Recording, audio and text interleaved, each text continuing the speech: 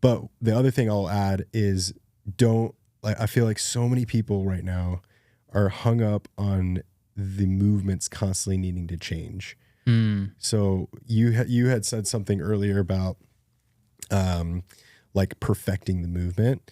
I think more and more people need to understand the concept of strength training and exercise is all about practice. If you're not good at it, you are not going to elicit like a great stimulus from it. And, there's a whole list of things that can happen because of that. But, and even I'll go on even more of a tangent is so many people are afraid of the gym setting because they're not good at it. So give yourself grace in that because the reality is you have to be good at it to get the results that you're looking for. So don't be so eager to like switch up and change up all the movements for some cool new fancy program. Just focus on getting good at the basics so that you can progress and actually see the success you're having from week to week and month to month, I guess. Absolutely. Yeah. Yeah. Doing a movement, doing an exercise, you don't just get to do it.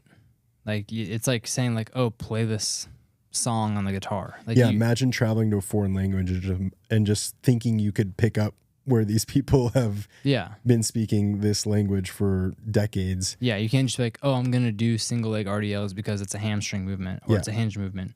That movement could take you months, if not longer, to do effectively enough to get a good stimulus from it. True. Right, and it's great to train that pattern and learn how to do that because then you're improving your ability to not only learn things physically, but mentally, and also you're teaching your body new patterns and how to coordinate those things. But you're not going to get a great stimulus from a single leg RDL the first 5 times you do it because you're just trying to figure it out. Yep. So if you do that for a month and then you switch up the movement, like you're taking away from the stimulus and the results you could get from your workout because you're spending more time and energy trying to learn another new movement. Yes. So yeah, and even further, if you're someone who doesn't feel confident in the gym, but you're constantly changing things up on yourself, then you're not helping your situation. Making it harder. You're spending more time and energy learning new movements. Totally. It's like stick to the basics. Yes. Again, fundamental 5 basic movement patterns. Sometimes bilateral, meaning on 2 legs or with both arms, and sometimes unilateral, meaning on 1 leg or using 1 arm at a time. And focus on the fundamentals. Like you should be competent with a bench press, a dumbbell chest press, a dumbbell overhead press, a dumbbell row, a pull-up, a squat, a deadlift, a lunge. You should be competent with those fundamental movements. And that could take you years. Yes. So get to work. And those are all the same patterns. So it's not like you have to get stuck to like going to the gym for a year and doing the same 6 lifts every single time. Yeah. But like we're more saying like do those patterns consistently over and over and over. Well, I would like with my programs, like I'll typically make them last like 4 to 5 weeks. Like I think that's enough time as long as we know the patterns. Yeah. And then we can kind of change stuff within the branch of that pattern. It's enough time to where like, okay, I'm like competent in kind of the movement. And by like week 2, 3, 4 and on, now I can really start like pushing what I'm doing. But like my first phase when people sign up for my program intentionally is like 7 weeks long because I don't know where these people are at on the spectrum of fitness. I don't know what they've come from, what they know.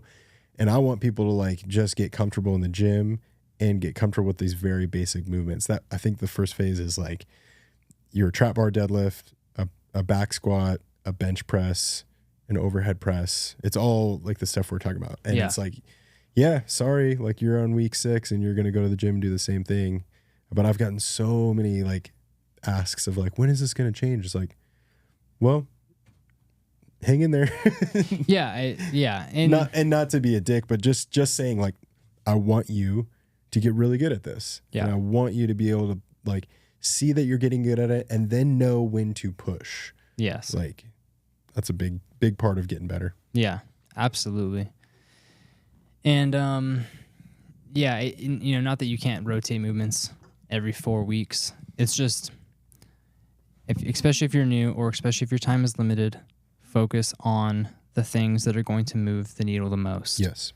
Don't get caught up trying to do XYZ program. And another big issue is people change their program too often. They don't even finish the program. They say they have an 8-week program in front of them and they get 3 weeks into it and they're like, I want to mix it up. For sure. Yeah. It's like the same person that's asking, oh, when is this going to change up? Didn't hit the last 3 workouts. Yeah. What are you talking about? Yeah. Like, exactly. Yeah. It's like it's it not just got boring to you. It doesn't need to be entertaining. It's a practice. Yes. It's work. Yep. You got to show up and you got to do it. You have to be intentional and you have to try and get better at the basics. And the best people still do that, I really like analogies, and I was just thinking as we were talking about this, there's a reason why In-N-Out is very good at what they do. Hell yeah. Love You know this. what I mean? And you can say whatever you want about their fries, whatever. Get them extra crispy and put some fucking I said it. Put some fucking salt on them. I like them. And drop the hard F-bomb. But I like their fries. I do too. But I'll say this. There's a reason that they're really good at what they do is because they have a very simplistic menu and they are able to replicate that over and over and over. And there's a line out the freaking door every single night at that place. So as the example, the basics work and they work well and you just got to trust the process. Absolutely. And then sprinkle in different stuff in the accessory work. But the meat and potatoes needs to be the patterns, right? And nothing too fancy. Yeah, and there's to your point here, there's a book called Ultimate Athleticism, and it's a book, and I'm blanking on the author's name, Max something. Maybe it'll come to me. He wrote a whole book on the carryover of these 4 movements, and these are the only 4 movements he trained. He got really strong at for a long time, and the carryover is massive. So he talks about, if you were limited to 4 movements, that's all you could do, that's all you could train, these would be the ones that have the biggest carryover to everything else. Airborne lunge, which is a lunge where you stand on one leg and you like lower your knee to the ground, but it's like a lunge, but you don't push off your back foot, you just tap your knee. So it's a single leg squat pattern. Yep. A front lever, which is basically an advanced pull-up. It's a gymnastics movement. It's like a straight arm. It's almost like a straight arm pull-up where you like go from a hang and you lift your whole body so that it's parallel with the floor, but your arms stay straight. It's like a super advanced pull-up, basically. Interesting. And then bottoms up kettlebell press. So kettlebell upside down, pressing overhead for pressing and stability of the shoulder. And then heavy kettlebell swing. It's like a deadlift, heavy hinge. Yeah. So you could spend years getting proficient and strong. Squat, hinge, push, pull. Yep. At those 4 movements. Yeah. And that would carry over to so many things in your life. Yeah. Yeah. That's money. I wonder how you came up with those specifically though. Probably took time. Yeah. I mean, he did the due diligence to see what worked and yeah. Yep. Because that calisthenic pull-up type is very specific. Yeah. Like a pretty niche movement, but it is. But he teaches progressions for learning how to do it. But it's not just the movement, but it's getting through the progressions so you're strong enough to do it. Yeah. Which requires pull-up strength. Nice. Yeah. Yeah. That's it, folks. I'm just kidding. Yeah. You got anything else? Anything else you want to throw out there? No, I feel like, this was even helpful for me because again, you've done this for so many years, so it's helpful to listen to someone who's kind of seen all that you've seen and been able to play with all you've been able to within your programming to improve even what I do. So yeah, dude. Yeah. Well, I'm still learning too, so